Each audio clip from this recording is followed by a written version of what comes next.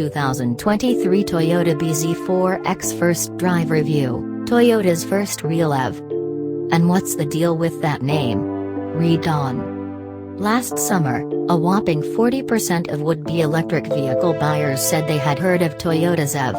Of that, 21% said they considered buying it. Funny thing was, the 2023 Toyota bZ4X wouldn't be revealed for months, and we're just reviewing it now. In other words, all those people were keen on a car that didn't exist, which is more than those who had heard of the Chevy Bolt and Nissan Leaf, cars that actually existed for years. Well, the bZ4X exists now. Unlike the second-generation Prius that popularized hybrids, there is very little revolutionary about Toyota's first from-scratch EV. You won't see any bladder-busting range numbers, weight-saving charge times or neck-snapping 0-60 sprints. This sucker is aimed straight at the average new car buyer rather than EV enthusiasts. You know, like the people who thought it was already on sale. To that end, it isn't shaped like a Prius-like slug, nor a car from Back to the Future Part 2. Nope, it basically looks like a RAV4, which isn't such a bad idea considering Toyota moved 407,000 of those last year. Though it's 3.7 inches longer with a 6.3-inch longer wheelbase, and 2 inches lower in overall height, there is no denying the resemblance.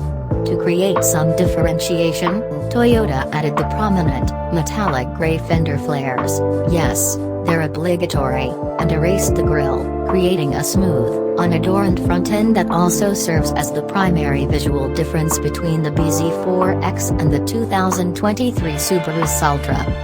Ah yes, the Patagonia-adorned elephant in the room. This would be the second set of twins spawned by the Toyoboro Alliance after the 86 and BRZ. However, whereas those cars are more so the work of Subaru, the bZ4X and Saltra are by and large a Toyota joint. According to Chief Engineer Daisuke Ito, Subaru really only focused on the all-wheel drive functionality and off-road capability of the twins, going so far as to share the Saltra's X-Mode off-road drive modes with the bZ4X. The Toyota doesn't have quite as much ground clearance, but at 8.1 inches is only 0.2 closer to the ground than the Saltra. It's also still higher than the compact SUV norm and basically a power wagon compared to the car-like Hyundai Ioniq 5 and Kia EV6. The Saltra is only available with all-wheel drive, though, because Subaru. Toyota, on the other hand, offers a front-wheel drive version as standard, which is where the B4ZX starts to really differentiate itself from the recent crop of new EVs. First, most of those come standard with a single rear motor and therefore rear-wheel drive. Second, their all-wheel drive versions effectively add a front motor to the existing one at the back. Toyota does something completely different. The FWD model has one 150 kilowatt motor, while the AWD one has an 80 kilowatt motor on each axle. The result is comparable power outputs of 201 horsepower with FWD and 214 horsepower with AWD, whereas the Ioniq 5, EV6 and Volkswagen ID.4 get big bumps with their added front motors. Why is this significant? For those in wintry climates where rear-wheel drive is a liability, selecting all-wheel drive is a near certainty. Trouble is, doing so means paying a much heftier amount than normal since you're also paying for a sizable performance increase. With Toyota, not only is front-wheel drive perfectly acceptable for winter, but the all-wheel drive option costs the same $2,000 that you'd normally pay for AWD in a gas-powered SUV. And besides price, the front-wheel drive bZX4 has another advantage over the AWD version and the Saltra: range. EPA estimates peg the FWD XLE trim level at 252 miles and the limited FWD at 242. The AWD XLE and Limited, respectively. are 228 and 222 miles, mirroring the Saltra.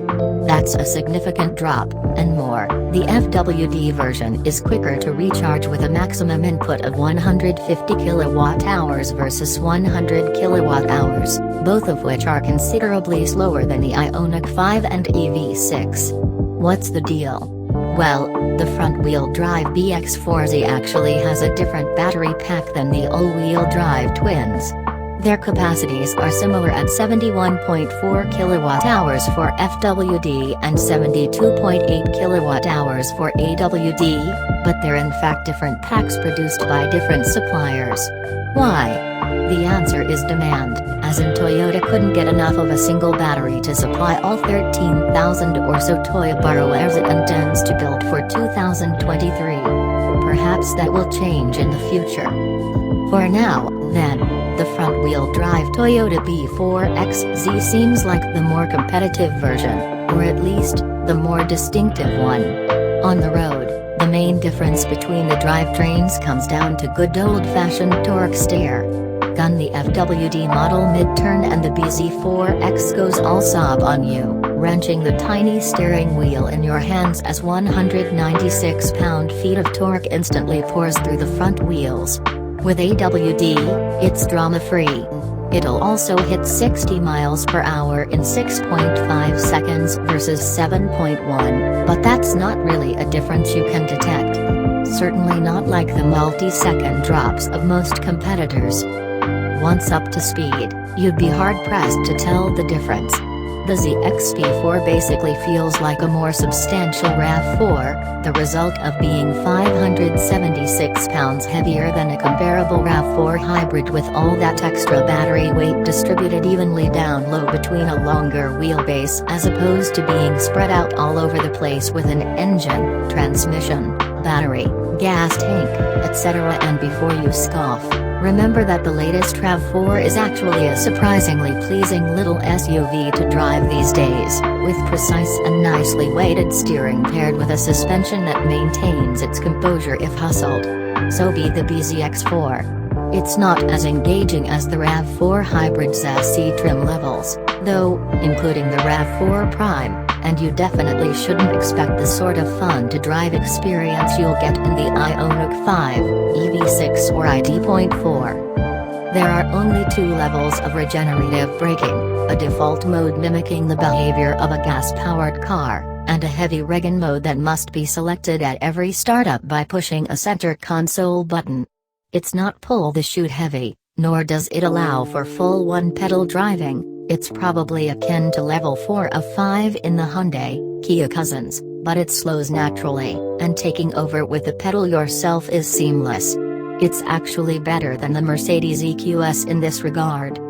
Step inside and you'll find that Toyota has struck a nice balance between creating a unique, forward-looking cabin and one that is actually functional, as opposed to the Volkswagen ID.4. Basic controls are where they should be, there are separate displays for the instruments and infotainment, and there's a sufficient amount of physical buttons to go with capacitive buttons that are illuminated and responsive. Again, unlike the ID.4, the infotainment system itself is a standard 12.3-inch widescreen unit, shared with the Toyota Tundra and more or less the Lexus NX, and the Saltra, which has a carbon copy cabin apart from a Subaru logo. We'd still like a split-screen view and a physical home button for escaping Apple CarPlay, Android Auto, but it generally works well and much better than the RAV4's system. Then things get weird, mostly for the acceptable. The dash top is covered in a nice gray fabric rather than hard plastic, rubbery plastic or pleather. Below is an optional radiant heater that heats up the cabin more quickly than a HVAC can manage. There's a sky-high center console with ample storage below, and on top, an oddball door covering the wireless charging pad that provides a great peekaboo view of your phone for some reason. There's an abundance of fingerprint-attracting, sun-reflecting piano black trim that's admittedly less weird and more annoying.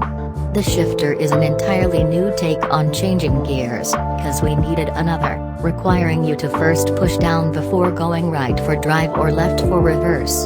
The steering wheel is notably small and mounted to a unique, tilt and telescoping xenomorph skull that sprouts from the spot on the dash where the instruments would be. The 7-inch digital instrument display instead sits higher, just below the windshield, and therefore above the steering wheel rim. Multiple Toyota reps oddly made a point of asking if the rim was sufficiently low enough not to block the IP, to which I replied, no problem at all. If anything, it's better than the usual layout that can block a bunch of the IP, like in the EV6. I had clearly forgotten that Toyota apparently plans to offer the X4ZB with a yoke, presumably because of this IP position. Guess the reps were fishing for feedback. Well, here's some more. It's not necessary. And yokes are dumb. Despite its longer wheelbase, the bZ4X actually has less rear legroom than the RAV4, 35.3 versus 37.8, and headroom can be a bit tight. Its legroom also falls a very significant 4 inches short of the EV6 and Ioniq 5, but really, that speaks more to those being outliers. The bZ4X is ultimately pretty typical for a compact SUV. Its 27.7 cubic feet of cargo space is basically identical to the EV6, which can hold this much stuff with that on-paper volume, and its similar fastback shape should make it similarly less suited for carrying tall items that the boxier, 37.5 cubic foot RAV4 cargo area would swallow with ease.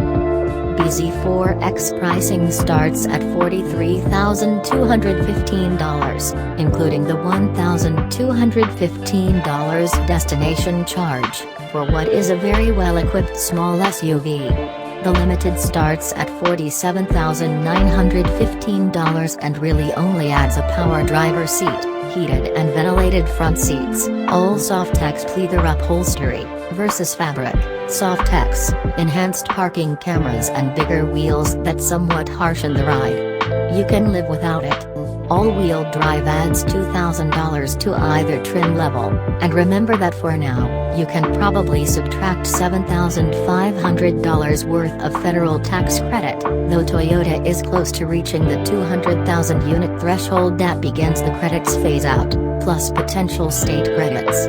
This pricing is competitive with the basic ID.4, Ioniq 5 and EV6. But remember everything said above about front-wheel drive and the differences in motor power.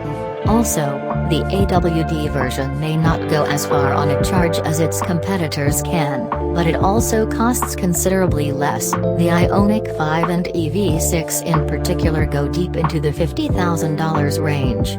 Frankly, they can, they're better cars. For the money, though, the Zivci is a strong contender and we'd say a superior choice to the ID.4. What about the Saltra? Well, if front-wheel drive is the most compelling version, then it's hard not to give the nod to Toyota. Oh, and one more thing, bZ4X is a ridiculous name. Worse, it's basically impossible to type. Go ahead, try it. I did, failed. Toyota is obviously well aware of the blowback, most of which was unrelated to the perils of a QWERTY keyboard, as it repeatedly attempted to explain the moniker during the press launch and in press materials. You see, bZ will be applied to a new sub-brand of electric vehicles from Toyota and stands for Beyond Zero. Note they capitalized the damn B there, which was developed with human centricity at the heart, meaning it hopes to provide more than a mobility solution but also an innovative space for customers. This was repeated in some variation as if we were all supposed to smack our heads and go, oh, well there you go. The 4 then represents the vehicle size, not unlike a BMW 2 or 7 Series, while X stands for the type of vehicle negation, in this case, an SUV.